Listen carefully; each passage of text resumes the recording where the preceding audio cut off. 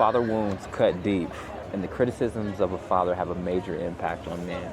We want approval from our fathers, and despite our great accomplishments, we are told in some way that we aren't enough or we're flawed, and we find ourselves overcompensating.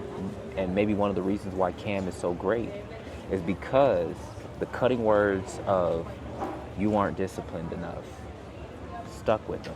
I know that feeling firsthand because my dad would say to me, "Your anger doesn't serve you well," or "you always need a pat on the back."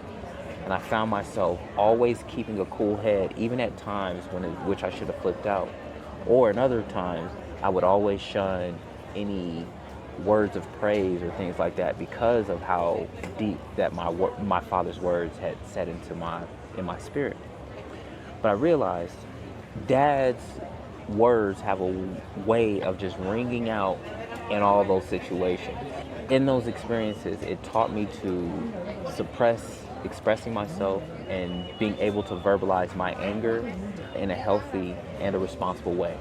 The conversation that we saw with Jason Wilson and Cam Newton was a conversation he wanted to have with his father, but those old wounds pop up.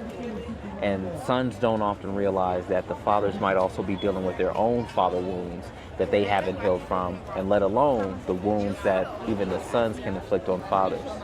It can be difficult to have those conversations because of all the history, the hurt, and the pain. And we don't want to seem weak in front of the people that hurt us. And we don't want to seem weak in front of the people who we feel judged us for our weaknesses.